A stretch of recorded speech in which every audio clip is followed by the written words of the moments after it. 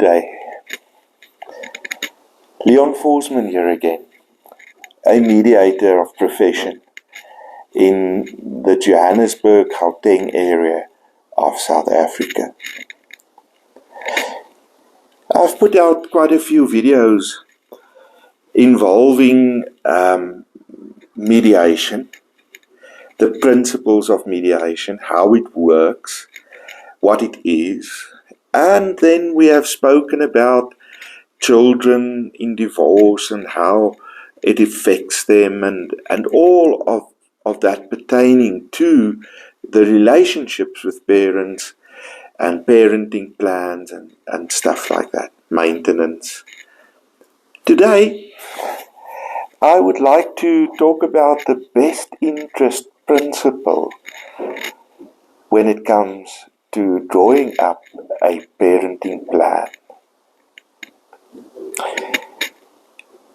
When a couple gets divorced in South Africa, the Children's Act of 2005 has this guiding principle that is going to help the mediator guide the parents to draw up a parenting plan that is in the best interest of the minor children. And that principle is, as I've stated, the best interest principle. And it tries to determine what is the most secure relationship in a child's life that will help the child get through the divorce or separation in a healthier way. It also has much to do with the primary residence, although not the only principle that will decide this. Practicality will also come into play in determining the primary residence. But the principle of best interest of the child plays a major part in this. In other parts of the world, this principle can also be applied to the great benefit of the children in a divorce. It will, if the children's interests are at the center of parents' minds, help ease the tension between the parents. Because then they're not focused on fighting each other for what they believe their rights are, but both commit to seeking what is in the best interest of the minor children. You see, the principle works in South Africa with the rights, the needs, the wants of the minor children. The Children's Act says, has as a basic right that their voice should be heard when determining parental rights and responsibilities for the parents, when determining what is in their best interest. Some of those basic rights are the following. The child has the right to be taken care of in terms of his or her needs by both parents. The child also has the basic right to have a meaningful relationship with both parents that we call the contact arrangements. To determine the best interests of the child in regards to their contact arrangements with the parents, and to a certain extent what and where the primary residence will be. A Voice of the Child interview is mandated by the Children's Act. And a Voice of the Child interview is done by a trained, competent professional whom has the skills to determine the attachments that the minor child has with each significant other in that child's life. This is where what the psychologists would call attachment theory comes in. You see, in the first 18 months of a child's life, the attachments of that child's life is formed and shaped. And it is heavily dependent upon the experiences in that early phase of the child's life. And those experiences will very likely determine the attachments that the child will have throughout his or her life. When adults themselves have broken attachments that they grew up with, and in a next video we will look at different kinds of attachments and the effects of those different kinds of attachments on the child and also on the adult going forward. If parents have broken attachments with which they grew up, it is going to have an influence in their adult relationships, not only with their children, their minor children. It's not only going to affect those relationships, but also the relationships they have with a spouse or a partner in life.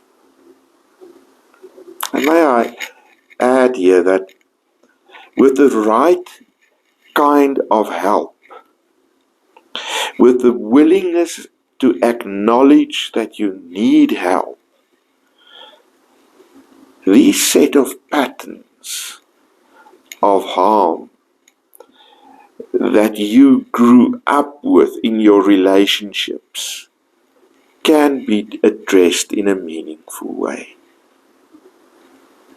It will also help you to not repeat in your relationships with your children what you experienced in your life. And it will also help you deal with your adult relationships, your adult attachments. Because see,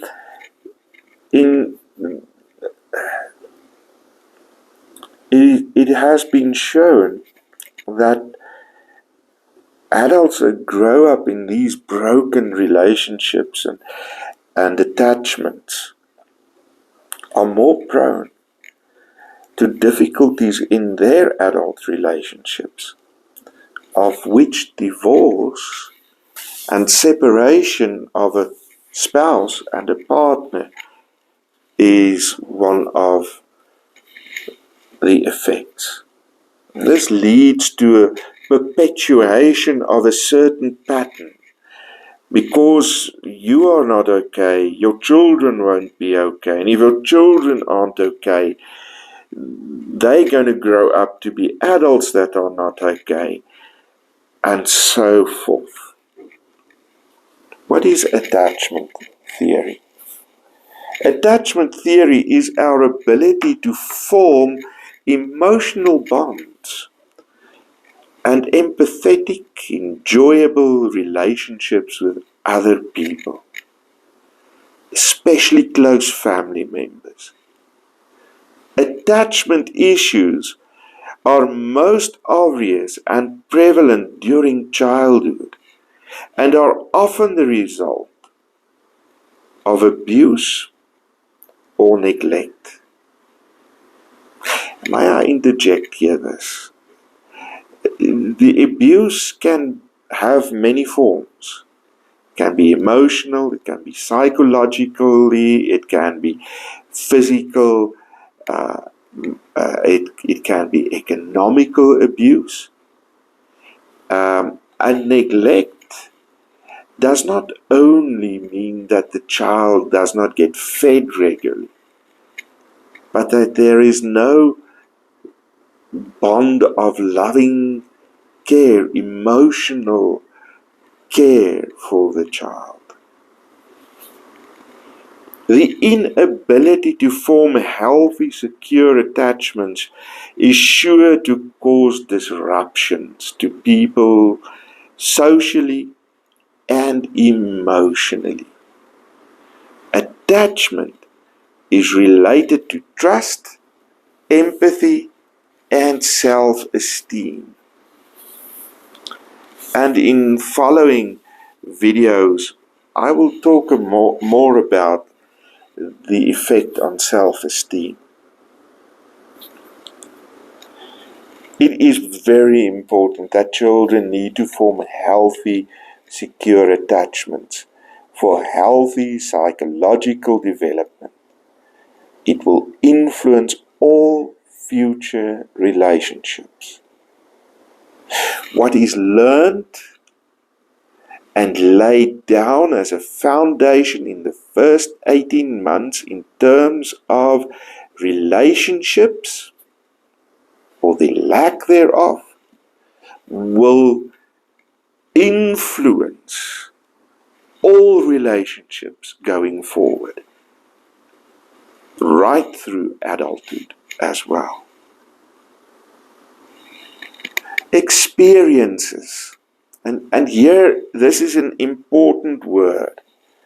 It is the way the child experiences the relationship of the significant people in his or her life that shapes and activates that part of the brain that has to do with empathy and compassion, the desire to nurture, that helps with self-image and self-awareness and self-confidence in life.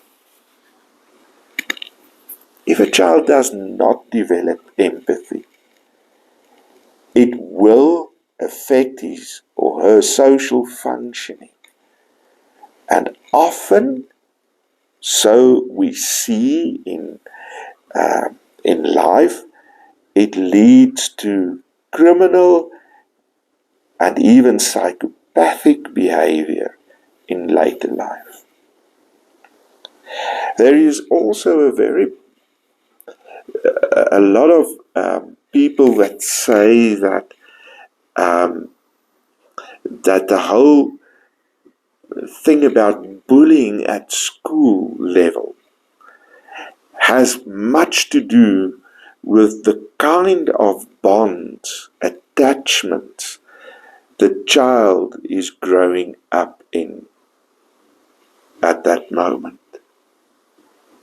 So even at a young age, school-going age, there is behaviors that can be an indication that something is not well in terms of the attachments at home.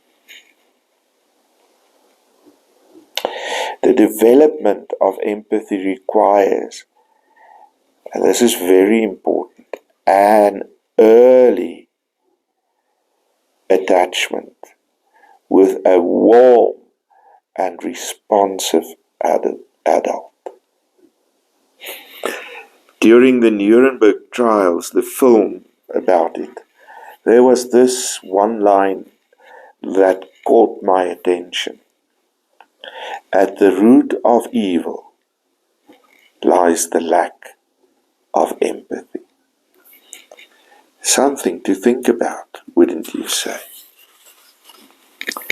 What are the effects, if we can quickly glance at that, of attachment disorder on the child's functioning? Attachment disorder affects many aspects of a child's functioning. Symptoms exist along a continuum from mild to severe and are divided into basically 6 different categories. The one effect it has to do with the child's behavior. A child that grows up in a situation where the attachment becomes toxic or is broken may show behavior that is oppositional and defiant. They may be very impulsive and destructive. They will lie and steal. Aggressive and abusive behavior is also noted. Hyperactivity, cruelty to animals.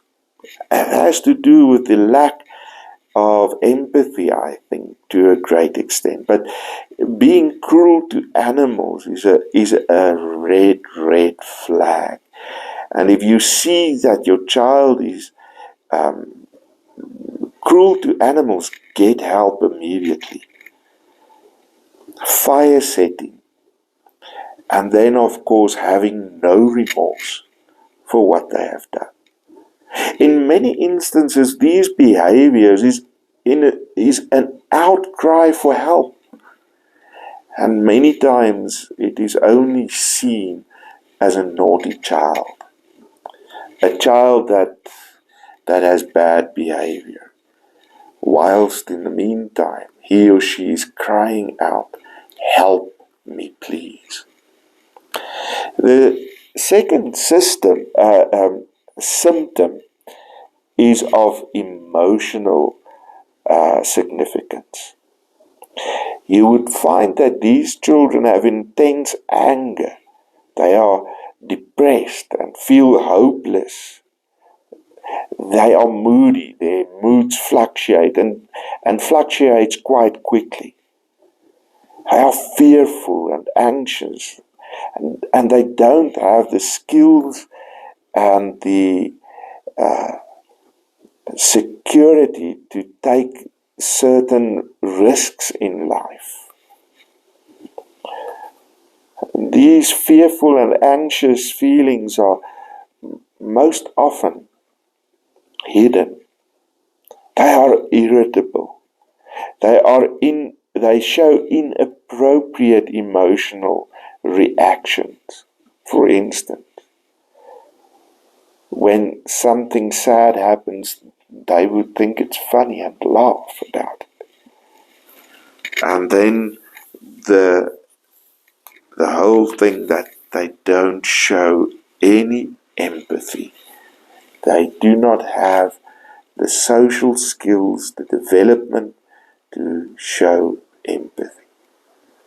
The third symptom has to do with the thoughts, the mindset of the child. They have negative core beliefs about themselves. They feel worthless, useless, have a lot of guilt and shame in their relationships and in life in general.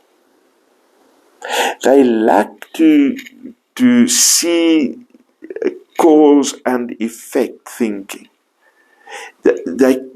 They find it difficult to see that this action, this thing I'm going to do now, is going to have this effect. If I steal, I will go to jail. That cause and effect thinking is lacking. They have a very short attention span, and in many instances have learning difficulties at school. The fourth symptom has to do with relationships. They don't trust people. They are very controlling and bossy, very manipulative, does not give or receive genuine affection and love. And if they do show some form of affection, it is indiscriminately with strangers, which puts them at further risk. Unstable peer relationships. Now we're friends with this child, then with that child, and then with that one again. They're quick to blame their own mistakes on other people, never take responsibility. And they victimize others. This is where bullying comes in most often. And in many instances, they are also victimized, being bullied by others. The fifth symptom is physical. They have very poor hygiene, very low tactical defense. They are accident prone. They have a high tolerance for pain. They have a genetic disposition to depression and or hyperactivity. The last symptom is moral and spiritual. Once again, the lack of empathy is shown. They don't form faith relationships. They have low compassion for others. Remorse, meaning, and other pro-social values are lacking. Identification with evil and the dark side of life is often seen with them. Let's turn now to strong attachments and how it can help a child. When there are strong, healthy attachments that has been fostered from the first 18 months in a child's life, these children attain their full intellectual potential easier. They have a better sense of what is logical.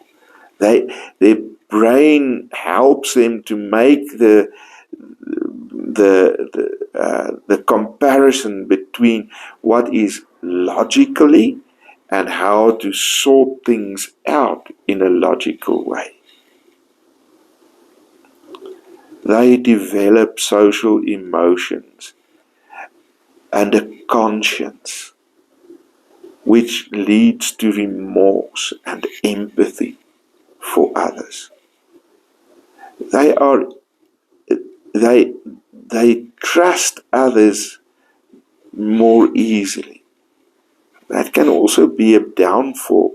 But if the relationship, the attachment with the primary caregiver and other significant others are of such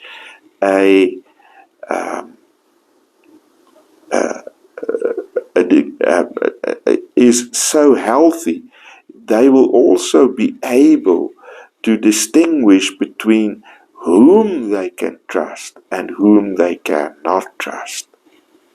They become self-reliant and increase feelings of self-worth. They cope better with stress and frustration in their lives.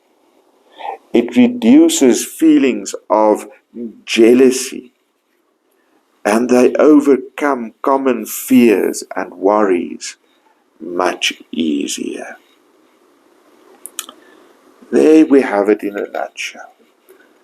We have looked at how important good, secure attachments with parents especially in the forming years of a child's life is. And if those attachments aren't good, how it affects the child going forward, even into adulthood. We've also looked at the positives and what happens when a child has good relationships and have good experiences of their significant others in their lives, like their parents.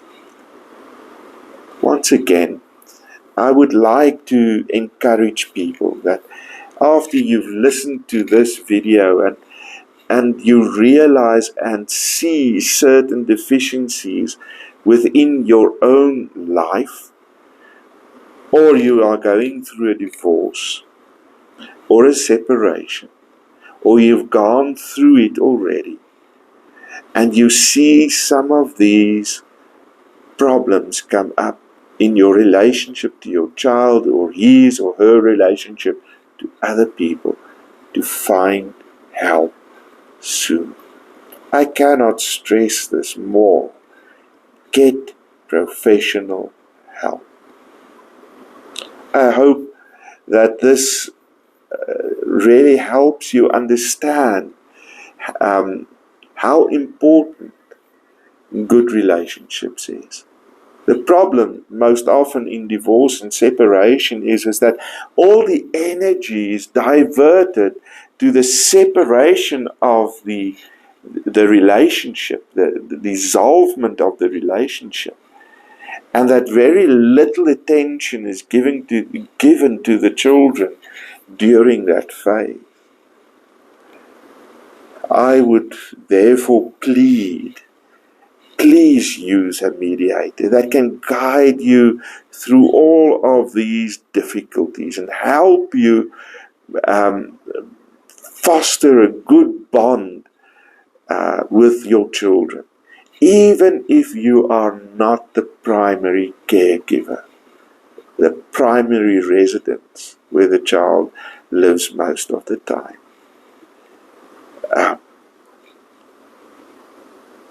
Thank you very much for taking the time to listen to this video. I hope it has been helpful. I will give my details in the description below. And if you found this helpful, please press the like button and follow the channel.